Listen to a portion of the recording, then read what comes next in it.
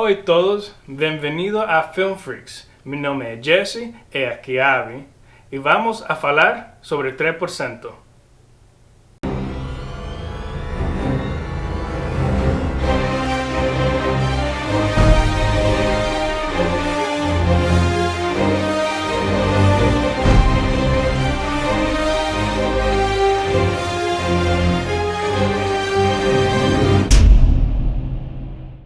Hey everybody, welcome to Film Freaks, a show for film fun and all things entertainment.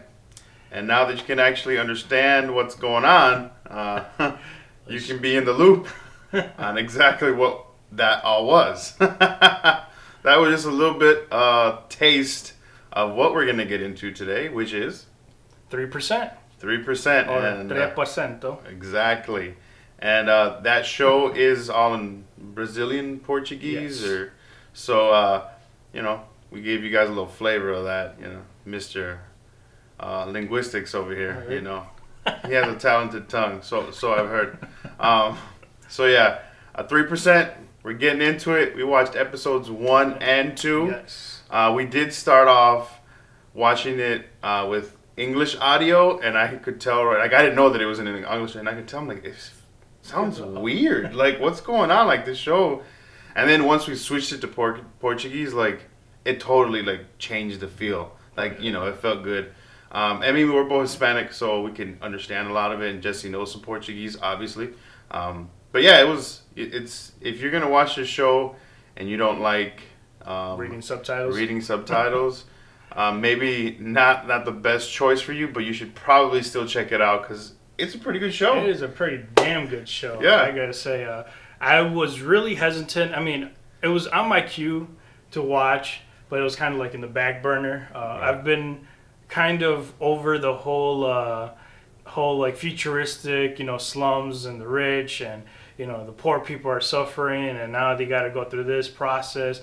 And I thought it was gonna be a Hunger's Game, a Battle Royale, or Condemned, all these movies that are very similar to this, Divergence. Yeah. That's what I thought coming in. And then the first episode, and I was like, oh my God, Yeah. this show is pretty freaking cool. Yeah, it's really good. Yeah, there's so many of these apocalyptic teenage millennial kind of shows out there, but this one definitely stands out.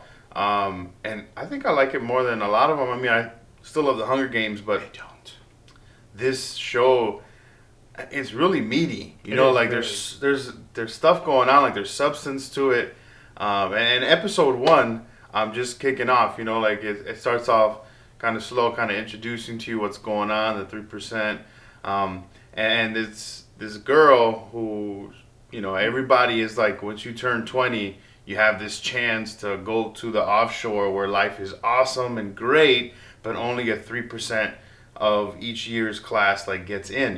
That's the premise of it. And I thought that's interesting. I like it. Yeah, and it was so different because again, I coming in with a deluded mind, thinking it's going to be very similar to Hunger Games and all these others where they have to kill each other. Yeah. But no, this is completely different. This is more. It's a test, and Yeah. just about every episode so far, they have to go through a series of tests. Right. Whether it's just one or two in each episode so far. And either they work against each other or with each other, which is Right. something is already different to begin with. But then it's awesome to see how each character personality and what they know versus what they don't know, and their knowledge, how all of that is really important for them to succeed forward to the next test. So that was, that's to me is already cool. Yeah, it definitely separated itself apart from all those other films because a lot, or I should say most of them, are all about survival. If you can make it in, if you can live long enough, if you can survive, then you will get to the end together, kind of thing. Where this one's more based on your character, your personality traits. They're analyzing these people with these various tests, and then that really decides who gets to move forward to the next test. So we're only 2 episodes in, but I think that really pushes it, far beyond what those other people were. It's just more about if you can live, you survive, then you'll make it. Or I really like how they switched that up and made this more about the character, your personality, about who you are as a person, is how they really select if you get in or not. So I mean that's pretty cool. So essentially, are you contributing to the society? If you're not, then Yeah.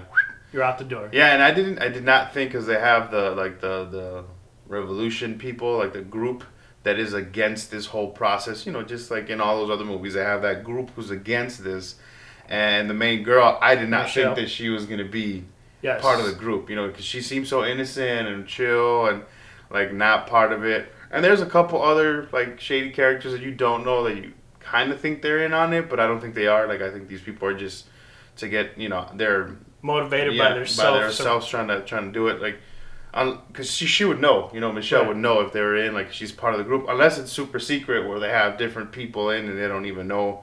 But I thought that was cool, and how she played that off in that scene where they were interrogating them. Oh yes. Like I totally didn't think that she was part of it. Like I Same was here. like, wow. And then when they revealed that, I was like, that was really good, very well done. So the show's pretty awesome, man. I keep saying it because I really liked it. Right, and they also introduced a character, Francisco, who's on the wheel. He's in a Right. wheelchair. He was born with either born or probably as a Yeah, kid he was- suffered an yeah. injury. They haven't fully clarified that yet. Yeah.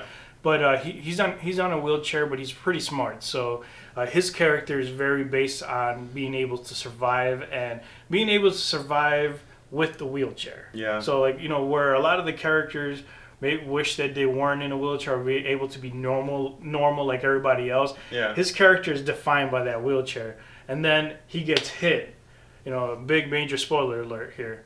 He gets hit with the news of the possibility to get cured and be able to walk. Right. And right now his character is just torn apart because this is who he is, but the ability of being able to walk again Yeah. changes a whole nother Who level. wouldn't want that? So, now this character, who is my favorite character of the show so far, is struggling right now, and I'm very interested to see what's going to happen from here on out. Yeah, and I like the gray areas that they allow during the tests. Like they tell you, like, you have to make 9 cubes. By the time runs out, get it done.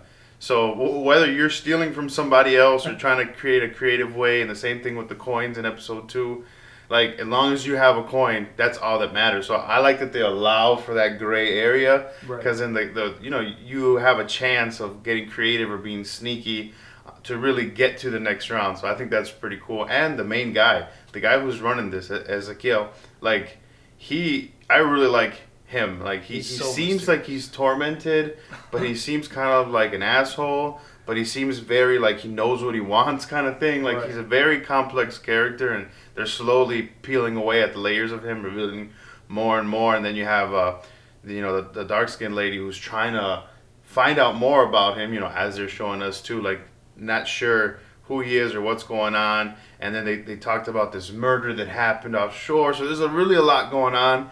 And the show really has me. So I'm definitely digging Yes. this, and I'm looking Yes. forward to see what more tests are coming up, and when And they who makes it. yeah, and when they finally reveal the offshore, to see what this is about. So it's looking good, and it's Yeah. very interesting. My prediction is the offshore is nothing like what they're making it out to seem like. It's this utopian world where Right. everything is perfect, and they get there, it's just as bad. It's Detroit. It's Detroit. They go from Brazil to Detroit, and you're like, what the heck? Yeah, and that's no, I'm glad I said that, because I'm not sure if this is like a global thing or just a regional thing. I mean, I think in my head that this is just like how the world is. Right. But they haven't really addressed that. But I don't think they really do. That was one of the Or things care. I thought of. Like where Right. it's a global thing, and this is just how life is right now. So yeah, moving forward, man, I can't wait to get back in and talk more and just get more of this story and find out Yes. what's going on. If you guys haven't checked it out, I highly recommend for you guys to check it out. Yeah, absolutely. And if you're not like the greatest subtitle reader and you have to watch the episode 2 or 3 times just to kind of grasp everything, I mean, you could watch it in English too, but I feel like it takes away from the show a little bit. But yeah, I mean, it's definitely worth it. Yes. If you're all about those teen, millennial apocalyptic things, like, you should definitely check this out. It's a great show, and I mean, It's definitely at least worth checking out the first absolutely. episode. Absolutely. Whether it's on subtitles with the original language or just flat out in English with the subtitles. Yeah. It doesn't matter. Just highly recommend You'll know it. from the first episode if you're going to dig it or not. So, yeah, man. Thanks, guys. All right, guys, thanks for watching our episode. Yeah, if you liked our video, go ahead and give us a thumbs up. And if you didn't, you can double click on the thumbs down. Otherwise, don't forget to subscribe, comment, share, and like. Right on. And check us out on our other social media outlets at Instagram and Twitter. And please tweet us at FF Media News. Or you can engage with us through our email at ffmedianews@gmail.com. All right. Thanks, guys.